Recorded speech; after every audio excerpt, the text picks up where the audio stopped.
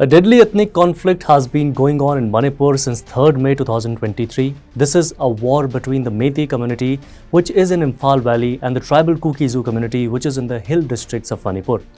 The conflict was already there before India's independence. There are many historical, geographical, and economic factors behind this enmity. But the problem is that the government seems to use the same old game for politics, the same old game, us versus them. But the result is the opposite. Around 250 people have died, more than 60,000 people have been displaced living in relief camps, and thousands have been lost. This war has been going on for 16 months, and the government has been silent over Manipur. The security experts say that it is rare to see a civil war in independent India. Today, 32 lakh people of Manipur are living in a situation of partition. 10% land and 60% of population in the valley under Meitei control, and the Kuki-Zu control the hills. There is a no man's land between the two areas being monitored by central security forces. If you want to go from one side to the other of the Manipur, you have to go through a highly militarized buffer zone. It is a few kilometers long and has 5 security checks. Remember, I'm not talking about North Korea, South Korea, India or Pakistan border. I'm talking about the division in our country, and I feel it is a matter of shame. And 16 months have passed since the war. The pile of dead bodies is just being laid. This month in September, 11 people lost their lives, and this time drones were used to drop bombs. This is not Ukraine, where drones are being used for bombing. Manipur is a state of our country where drones are being used for bombing. Well, people in Manipur are angry about the failure of the central government. The government put a curfew in the state, suspended the internet. The same was done last year. In the country, now the longest internet shutdown will be removed from Kashmir and go to Manipur. When 2 women were made to parade naked, the whole country was in shock. But nothing much seems to have changed even after all this. But in today's episode, we will focus on why the violence in Manipur has reached a new level after 16 months. What step has the central government taken in the last 16 months? And if they have to take any other steps, security lapses has taken place. Why has the insurgency got a big boost? Why has the president's rule not been implemented in Manipur till date? And if the government still wants to take any few steps, what steps they will take? And perhaps the biggest question is this the biggest internal security failure of our country, of our government? After a few weeks of peace, violence broke out in Manipur on September 1 when 2 people lost their lives. But this killing was not an ordinary killing. It was a drone bomb killing. State police called this attack unprecedented and accused the Kuki militants of using RPGs and drones on the unarmed. A few days later, another person was killed. This time, an improvised rocket was used. It is said that the rocket came from the Kuki-Zu majority Churchandrapur district and was fired at Bishnupur, which is in the valley. Drones were used before, but only for surveillance and spying. Now it is a bomb. Obviously, this is a very worrying situation. The matter was handed over to the NIA for investigation. Kuki is saying that this is not our job. Meitei misfired on themselves and lives lost meanwhile. Gunfire happened on 7 September. 6 people are killed in district Jiribam. So see how much violence is taking place there. Because of this, in Manipur, civil society groups, stakeholders and the public, everyone has one demand, that the BJP government sitting in the center should break its silence, get involved in this matter and at least try to maintain peace. Now the scene of suspicion has increased so much that no one is even talking to anyone. Meiteis say that central forces, especially Assam Rifles, are partisans. They are trying to save the Kukis. They believe that the central forces, especially Assam Rifles, should be removed from there immediately. But the Kukis say that the central forces are trying to save them from the majority Meiteis. If they are removed, then the majority Meiteis will kill them, so Kukis do not want the central forces to go. And in one voice, whether it is Kukis or Meiteis, they are ready to kill each other, but they are saying in one voice that where is the center? Where is the government? In Imphal, in the last few days, there was a student protest at a high level. Now with this demand that the United Command there, the DGP and the security advisor there, who were appointed by the center, should be changed. Why?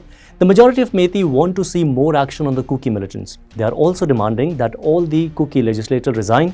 The student protest came onto the streets. They marched to the Chief Minister residence, Raj Bhavan. Stone pelting happened. Police even used force to bring them under control. They even tore up Prime Minister Modi's posters. Interestingly, anger is rising against CM Biren Singh as well as PM Modi.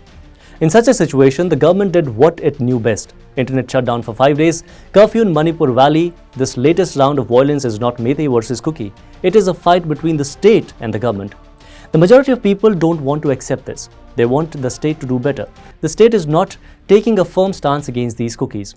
If China aggression has been the biggest external security failure of the government in the last few years, then has Manipur been the biggest internal security failure till date?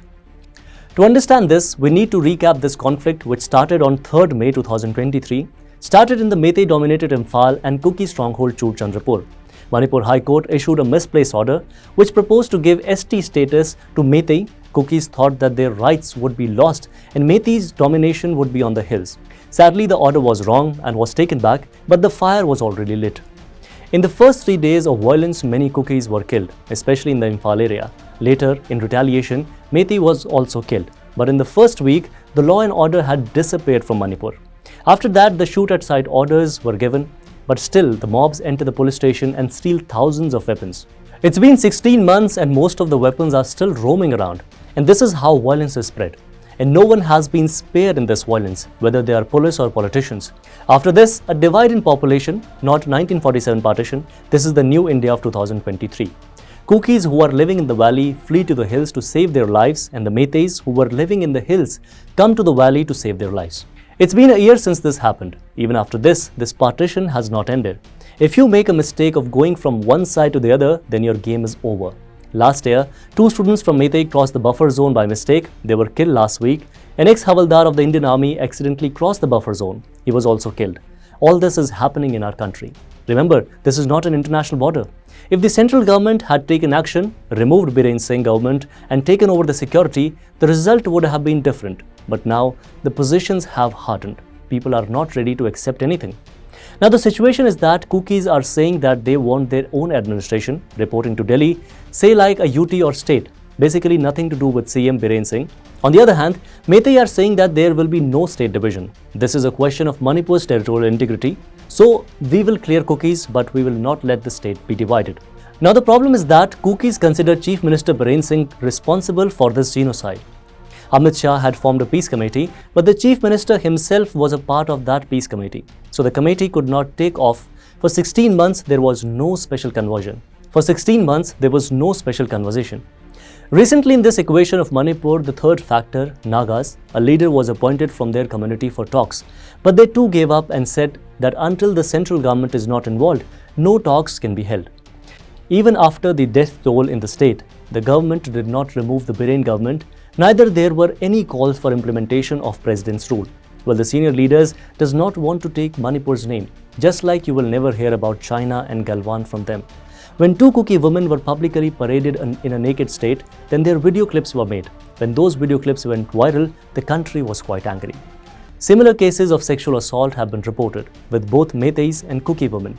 Here barbarism on both sides has happened. So the Supreme Court also said that we will take suo motu cognizance. Just like the Arjikar case, they took suo motu cognizance. Here also the Supreme Court said that the case will be under their supervision. What happened after a year? The Supreme Court suo motu cognizance did not even manage to create the charge sheet in most of the cases. The Supreme Court has other works. CGI has to give big lectures, so who is worried about the rights of Manipur despite all this? The government has not taken any drastic steps. As a result, civil war is going on in Manipur. It is a serious word because the Meiteis and Kukis have weaponized themselves. Many people spend their nights in bunkers, the enemy is targeted in the day, and the aim is to kill. Even a small data around the buffer zone is a threat. The worst side effect is that the insurgent groups are again active. They did not consider Manipur to be part of India. They got new ammunition, new passion, and they are also getting a chance to recruit soldiers. This is the most dangerous side effect of the conflict. And you have to agree that the whole state is being taken 20 to 30 years back, and the center is doing nothing at all. Kukis handling children guns to defend their community. In Meiteis, radical armed groups have started to establish themselves when law and order is not in the state. In that case, insurgent groups like Amar Bhai Tengoy are now open and they are getting abduction and extortion done for their funding. In the month of January, this fringe insurgent group called the meeting of MLAs and summoned the politician in front of the police and administration. Politicians went to attend this meeting. Some people were beaten up, a state government surrendering itself in front of armed groups. This may have never happened in the history of India. In 2024, BJP was removed from both seats in Lok Sabha elections in Manipur, another clear indication of the state's anger against them. And people's anger is not only against the Chief Minister, but also against the Prime Minister. Now the question is, what's next? For 16 months after playing politics, Politics and politicians are in gutter, and Manipur is in a mess. Drone violence is happening in September. Manipur teaches us to not do too much Chanakya Niti and us versus them. Everyone blames the government for this. You needlessly burned the state by doing us versus them. But in politics, there is no backtracking, no apologizing, no joining hands. That's why Biren Singh was not removed. Last year, he was going to Raj Bhavan with a resignation letter, but his supporters tore his resignation letter. After that, he got lazy about writing another letter. Imagine how bad the situation is. Biren Singh's son-in-law is the BJP leader R.K. Imo Singh. He writes to Amit Shah and says the central government have failed in the state. By the way, 60,000 forces are in Manipur and still there is no peace. This week, Manipur's Congress MP wrote to Amit Shah and asked if such violence was to be felt in mainstream states like UP, Bihar, Punjab, Maharashtra, would the centre have accepted? Said he is saddened that Manipuri life doesn't matter much for Government of India. 250 deaths, 60,000 in relief camp, 60,000 security forces, internet ban, curfew on, civil war situation, and don't know what all. The situation is nothing less than a horror. Well, time will decide the fate of Manipur ahead. To know the fate of Manipur, we can only rely on time. As 16 months have already passed, let's see how much of a time is also there ahead for this horrific incidents happening in Manipur.